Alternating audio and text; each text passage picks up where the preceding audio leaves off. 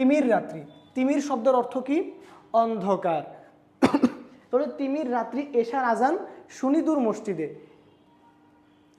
পশ্চিম আকাশে যখন সূর্য ডুবে যায়, পশ্চিম আকাশে সূর্য ডুবে যাওয়ার পরে আকাশে যতক্ষণ লাল লালিমা থাকে ততক্ষণ পর্যন্ত মাগরিবের নামাজের ওয়াক্ত থাকে। এই আকাশে লাল লালিমা চলে গিয়ে যখন পশ্চিম আকাশ পুরোপুরিভাবে অন্ধকার হয়ে যায়, অর্থাৎ রাত্রি যখন তার সেই কালো রূপ, রাত্রি যখন তার রূপ পুরোপুরিভাবে ধারণ করে, রাত্রি যখন তার অন্ধকার রূপ পুরোপুরিভাবে ধারণ করে, তখন কি হয়? এশার নামাজের ওয়াক্ত শুরু হয়। এজন্য কবি বলেন যে তিমির রাত্রি মানে অন্ধকার রাত্রিতে কবি যখন কিসের আজান? এশার আজান শুনে তখন প্রিয়হারা কান্নার মতো এ বুকে আসিয়া বিধে।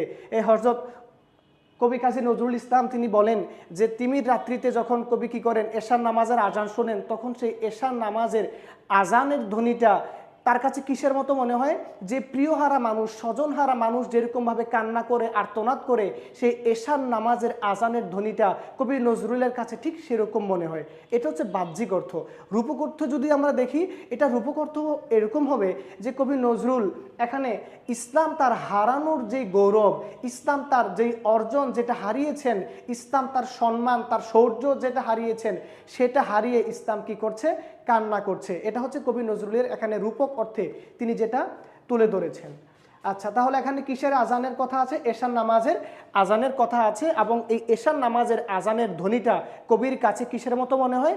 প্রিয়হারা মানুষ যেরকমভাবে কান্না করে ঠিক তেরকম মনে হয়। তারপরে দেখো আমিরুল মুমিনিন।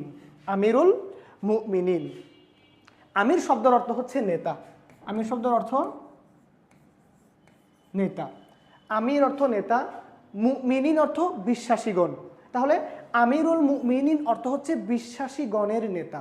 তাহলে এখানে কবি নজরুল হযরত ওমর ফারুক রাদিয়াল্লাহু তাআলা আনহুকে আমিরুল মুমিনিন বলে সম্বোধন করেছেন। তারপরে বলে যে তোমার স্মৃতিতে যে আজানের ধ্বনি জানে না মুয়াজ্জিন। তোমার স্মৃতিতে যে আজানের ধ্বনি জানে না মুয়াজ্জিন। হযরত ওমর ফারুক রাদিয়াল্লাহু তাআলা আনহু এর স্মৃতিতে যে আজানের ধ্বনি, এটা হয়তো মুয়াজ্জিনরা জানেন না। আচ্ছা, এই যে এই কথাটা, এই কথা কাজী নজরুল তিনি কেন বললেন?